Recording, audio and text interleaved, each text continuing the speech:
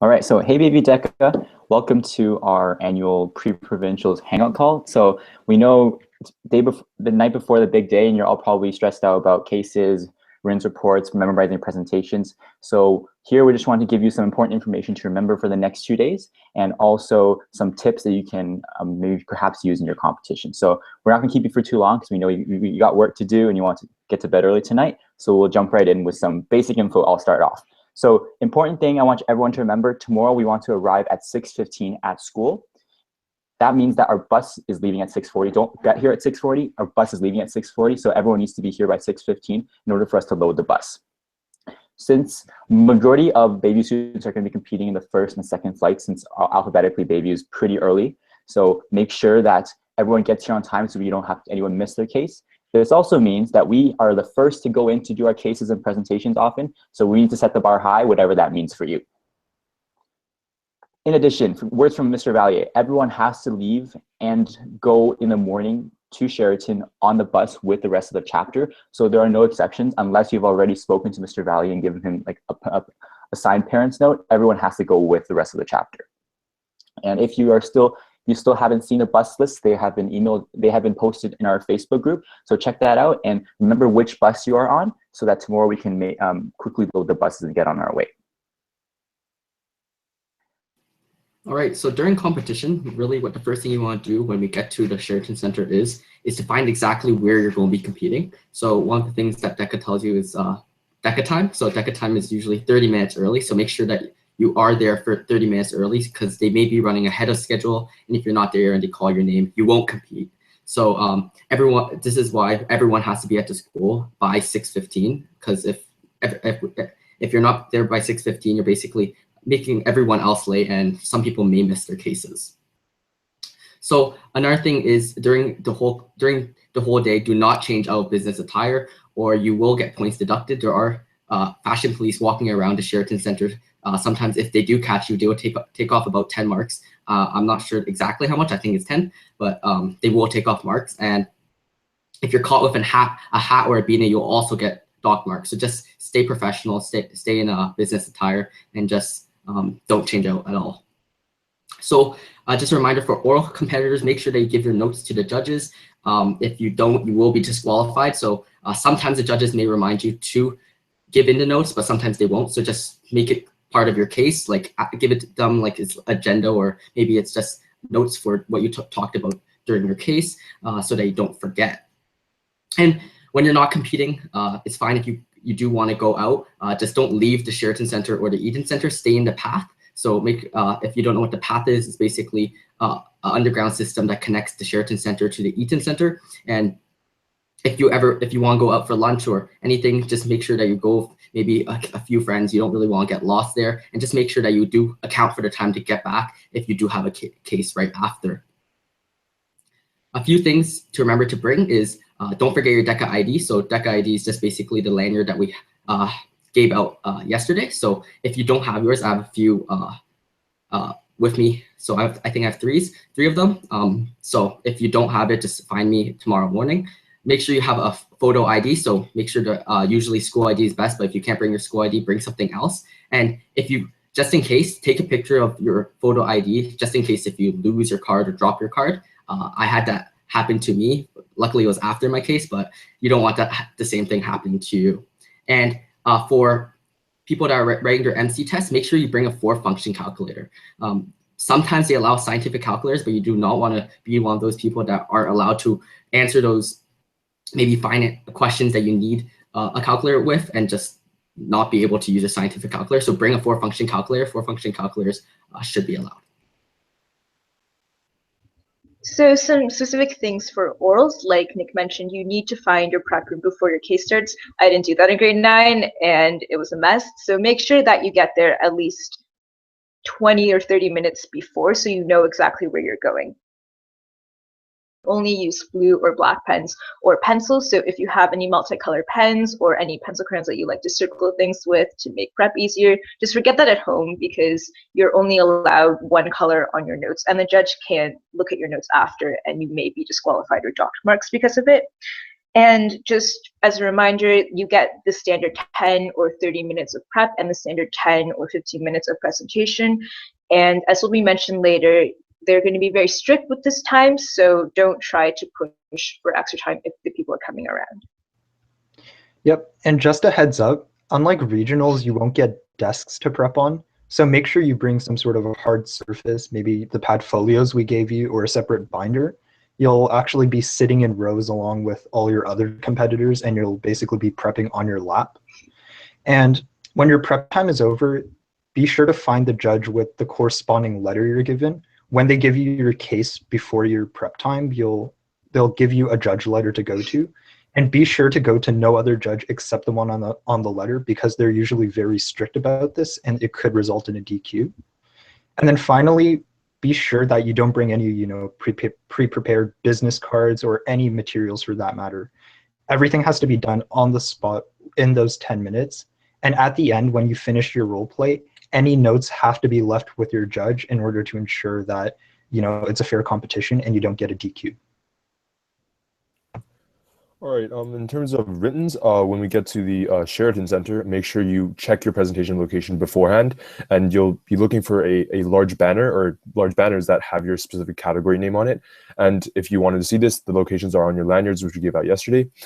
Make sure your technology, like your Wi-Fi, works in that area, and then go back to the HQ when we first get there to do some last-minute rehearsals just to and as well, there is no Wi-Fi, so you must provide your own data, obviously, and make sure, obviously, your own data works in that specific area of your presentation. And in terms of any presentation materials, if you're using technology, again, as I said before, make sure that everything works offline. And if you do have something online, use data. And we really recommend you to convert your Google Slides to PowerPoint, because this will save you the hassle of having to include data in order to use your Google Slides. And again, for like an app, make sure it works before you start. And all prep and setup time is counted towards your total presentation time. So you have to make sure everything is extremely easy to set up. Obviously, you should be prepping this the day before today. And the total time is 15 minutes, which includes questions. So again, allocate around 2 to 3 minutes for the at the end for questions. As well, you can't make multiple trips to the judges table, so you have to have everything you're bringing in, and make sure everything is portable enough so that you don't have to fumble around, and you have to be able to shake the judge's hand as well. And for example, put stuff in your suit pockets if you have to, and you can also make use of the pad folios we gave out earlier. In terms of MC exams, because there's so many schools competing, the multiple choice exams are held in different hotels, and again, this should be on your lanyards that we gave out. Be sure to bring a number 2 pencil, again, as a Scantron, your DECA ID, and a photo ID to accompany that. Also, a 4-function calculator, as Nick said before. So figure out, in terms of the finance exams, figure out where the Hilton is the day before, because you have time to do this on Friday. And be sure to figure out where this exam is, because you don't want to be scrambling in the morning of. In terms of the exams are all within the Sheraton, because again, just find, again, this is the main point, find it the day before. Again, you don't want to be scrambling around to find it, and it's all in the Sheraton, not in the Hilton.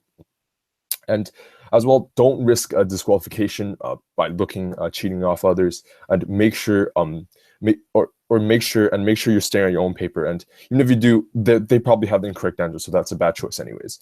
And be sure to use all 75 minutes to your max effectiveness, because you'll finish well in advance most likely, but be sure to pause for a bit and check for every single answer, because you don't want to be making little mistakes. All right, so after competition on Saturday, we're going to be going to the awards ceremony. And this is probably one of the most best parts of the provincial experience, is you get to see the amazingly decorated provincials award ceremony, and you get to experience this, like, it's really a thrilling experience with all your friends and fellow DECA members. So just reminders that you really want to have good sportsmanship, be a champ, and cheer everyone on. Even if they're not from Bayview, you want to show that you care about fellow DECA members and that you're celebrating every single win. And there is an award ceremony that has assigned seating, but I think there's also other ones that don't. But in any case, there will be Bayview DECA members there, so just find us, look around the area. We shouldn't be too hard to find. And so then the award ceremonies go with the times on your lanyard. So there's 3 colors, the blue lanyard, orange, and green. So for the blue is going to be the first award ceremony, and that's from 9 to 11, and that's on Saturday. So orange is from 1 to 4, and green is from 4:30 to 6. They do have this policy where you're only allowed to go to the award ceremony of your allocated lanyard color. They won't really be able to check, but just it's probably better to stick with that. We know you want to cheer your friends on, so if you want, I think we'll be able to let it pass that you can go to like certain award ceremonies, but just make sure that you're there to cheer people on and to create a positive atmosphere. So also, when if you get called on stage, we will be taking pictures. So make sure you guys have big smiles on your faces, because we want to see that you're really happy and you're enjoying your time. Also very important, if you make it to ICDC, so top 7 if you're orals and top 6 if you're writtens, you'll be brought out and you'll be asked for verbal consent for your ICDC spot. Make sure you give a concrete yes or no answer, because if you say yes and then you change your mind later and say no, there may be a $100 cancellation fee. And remember that, as Nick said earlier, you have to wear appropriate business attire the whole day, and especially for the award ceremony, because it's possible that they won't let you on stage. And really important, if you're in a team oral event, make sure both partners are clear on whether you'll be able to make it to ICDC or not, because you cannot solo this event. Furthermore, for writtens, there's a policy that just one person can go. So if you're in a team of 2 or 3, you can have just one representative go for your team. And just to reiterate, ICDC will be happening in Anaheim, California from April 24 to May 1st. And it's a little bit pricey, so the range is actually from $1,650 to $3,200, but just know that it's around the $1,000 to $2,000 range.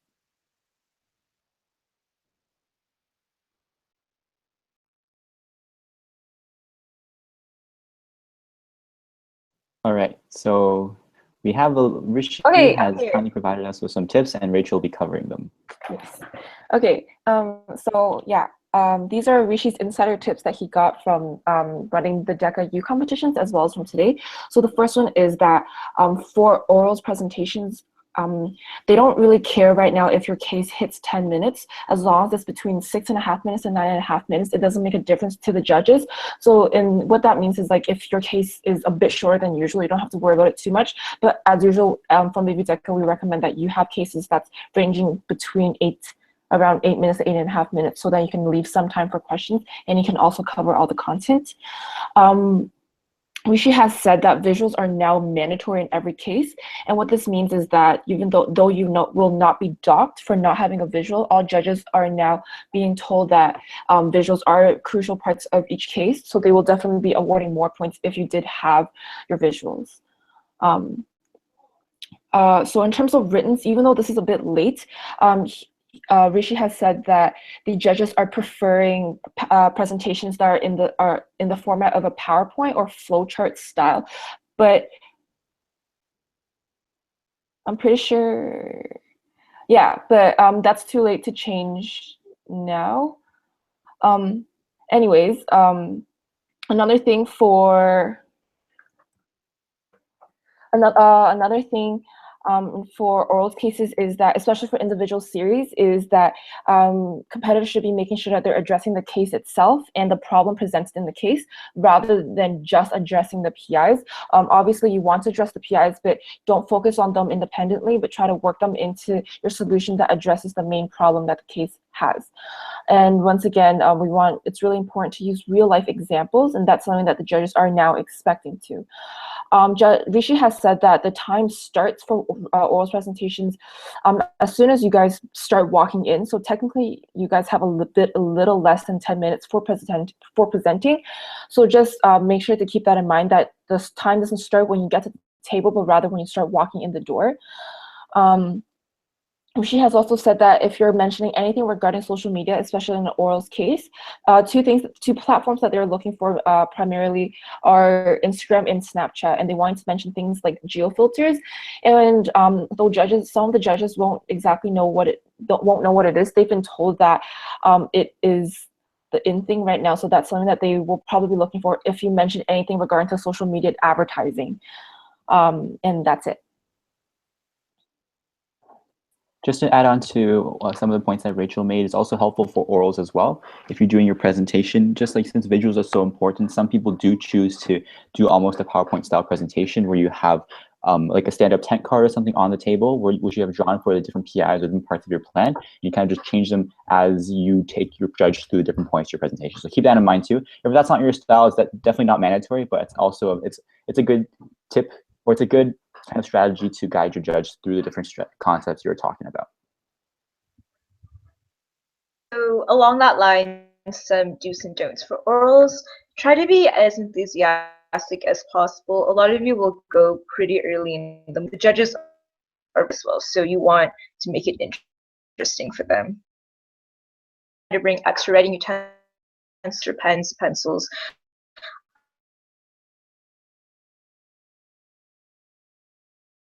Paper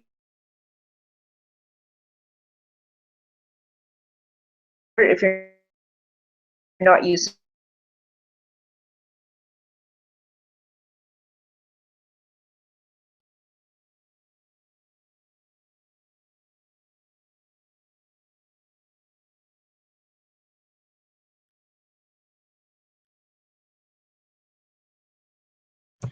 So yeah, as Emily mentioned, you'll want to be enthusiastic. It's normal to be nervous, but remember that your judges have been listening to the same role play, so add some flavor to your own. Bring in those extra writing utensils, like she said. Definitely wear a watch if you want to keep track of the time during prep and during your case, because generally you won't be allowed electronics like phones, but a watch is definitely something you want to keep track of the time if you can. Be sure to make lots and lots of eye contact with your judge. They're going to be looking for these nonverbal cues, right? Like hand gestures, as well as the verbal cues, such as pausing. And you'll also want to slow down during your intro and conclusion. The former sets the tone for your presentation, and the latter is the final impression you leave your judge with. So make sure those two parts are very, very clear and solid. Also, you'll just want to generally have some confidence in your preparation and skills. You'll want to walk in like you own the competition, and this will definitely show in your role play if you speak with enthusiasm and you feel confident all around. Be sure, again, that to give the judge a firm handshake when you start and end your case. This can actually be a big part of the role play because it will leave a general impression on your judge when you first walk in and when you exit. And also remember to be aware of the timing during your case. Taking quick glances at the watch helps, but also just have a general idea of, how long is too long and how short is too short, so that you can split your PIs evenly and fit within the time frame. Also, remember to expect anything to happen in a DECA case. Sometimes DECA likes to get creative with their scenarios, and the worst thing is when someone gets thrown off by these cases, and generally they don't know how to either generate ideas or maybe recover from these. So you'll want to expect some of the more, some of the stranger cases, perhaps in emotional intelligence or professional development. You probably don't want to count on them coming up, but make sure just to expect anything for good measure. You'll also want to be clear, concise, and organized in your cases. Your judges don't really want to hear you drag on in explanations or specifics. You'll really want to catch their attention, explain it really well the first time, and then carry on with your points in order to ensure that your judge has got all the info and you remain interesting. And then finally, just remember to really have fun. Immerse yourself in the role play. Pretend as if you're actually in this business environment. And if you do this, like I said before, your enthusiasm will definitely show through the case and your judge will definitely be attentive. Yeah, and along that line, you don't want to psych yourself out by doing too many practice cases. So you can bring a couple if you want and do them before your call time, but don't try to fit in, like 3 or 4 cases before your presentation. You also don't want to bring too much stuff into your prep room, especially if you're bringing a lot of writing utensils and like a purse or something, because you'll have to leave everything on the stand like outside your case, so it may be awkward if you're trying to shake their hand and sit down while putting all of your stuff down. So I would just stick with a couple writing utensils and then your pad folio. You should try to avoid using too many filler words and stuttering. So instead of talking really quickly, just try to slow down a bit and pause and think about what you're going to say instead of saying words like or Right. And remember not to get intimidated by other competitors, because this will play a big part in your confidence when you walk into the role play, right? Focus on your own competition, focus on your own skills, the prep that you came up leading to that point, and then you'll definitely have a calmer time in your role play and during prep as well. You also don't want to share info about your case with the other competitors in the same category.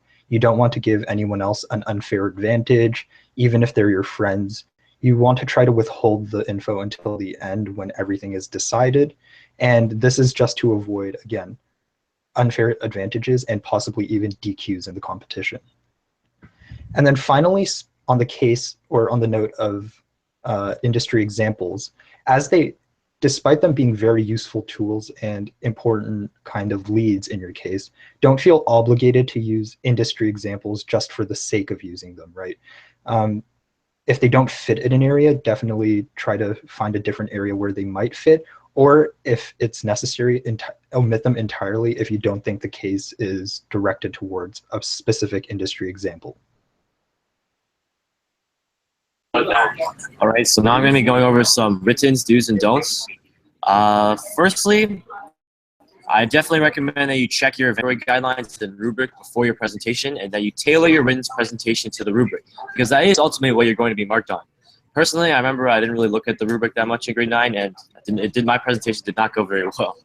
Also, one thing to remember is that not all of you are young, aspiring entrepreneurs looking for an investment. So make sure you check the role play requirements again in your rubric and guidelines to see what role that you need to play. As well, on the guidelines, you'll be able to see number of visuals and sizes that you can check to see that you're abiding to these rules. So again, one common one is that you can't bring more than 3 posters 22 by 30 inches. So just keep that in mind. As well, another good thing to do is put your logo on any graphics or stuff that you have for extra cuteness, and to make sure that you coordinate with everyone in your team if you're partners. And time your presentation. Again, as Jinu mentioned earlier, 15 minutes including questions, and that timer starts right when you walk in. So again, make sure that you're under questions. So preferably your presentation wants to be around 12 minutes so that you allocate 3-ish minutes for questions at the end. As well, another thing that you can do is color coordinate with your partner. Depending on, and although this does depend on you, and it's up to the group. And if you're in a team, act like it. You're there for each other. Don't just stand there while your partners are talking. Smile or nod accordingly. Alternate contact on your partner.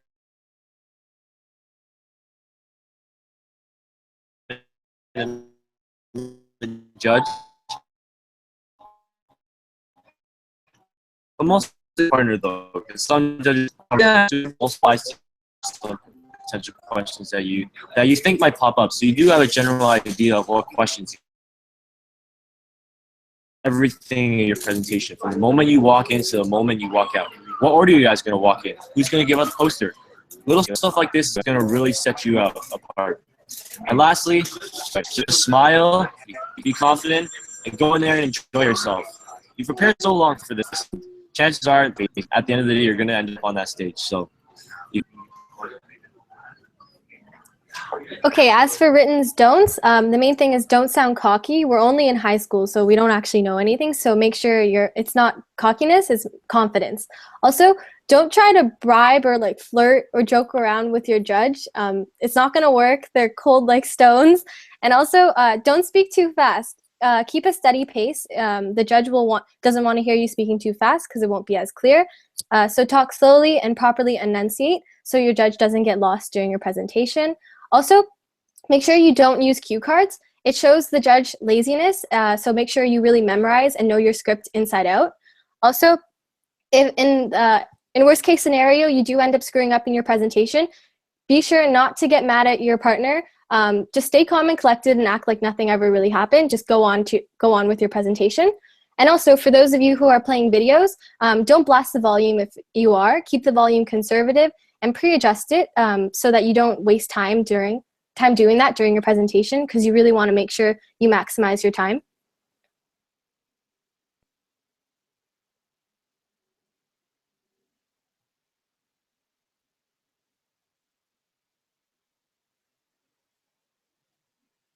All right. Just an additional, some additional.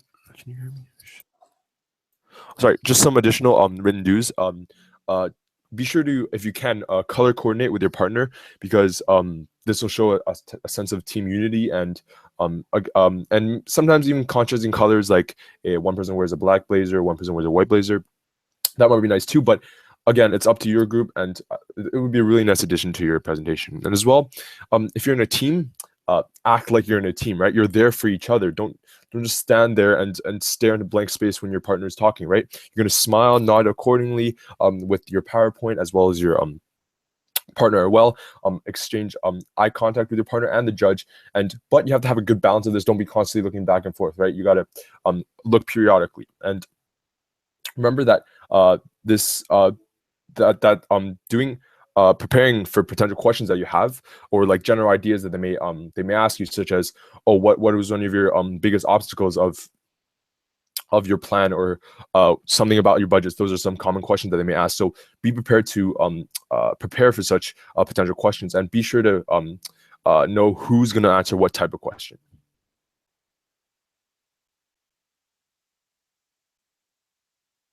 All right, so thanks, Junwoo. And so hope that section covered some and written some last minute tips that you guys can keep in mind for competition tomorrow and also Saturday. And just to help you guys out, we have created a checklist, as we do with all our competitions. And so that will be posted in our chapter group very soon. We'll also email it out too. So please make sure you check over all the items. If you want a few things really to remember, your lanyard, you cannot forget that. Your ID, you cannot forget that. Portfolio, please bring, and also make sure you have all the other, maybe if you want to bring some schoolwork, feel free to bring that. And all in all, I think just to sum up our entire Hangouts, we still have less than 16 hours to a competition. So at this point, even though you might be prepping, even though you might want to do some more cases, do those cases, but make sure that you keep in mind you have already prepped a lot. You are very confident already in all the things that you've done. So give yourself that peace of mind. Don't go to, even though you might be going to bed pretty nervous, make sure you remember that you are from Bayview DECA, and we've done a lot of training to do that. And so just stay confident whenever you're going into your presentations and cases tomorrow. And if any of you have any questions right now, for those of you who are watching, we do have if you look at the YouTube link, there is a live chat. So you guys can, if everyone has any quick questions right now, they can post them, or we're gonna wait for maybe a minute. If no one has any questions, and there are more questions later on in the night, feel free to message any of the execs. We're all going to be here to answer your questions. Final thing, make sure you sleep early. You probably have to wake up at 5 something tomorrow, so make sure we want to be in our best state in the morning. All right, so if you have any questions, we'll wait for 30-ish seconds if anyone wants to post them.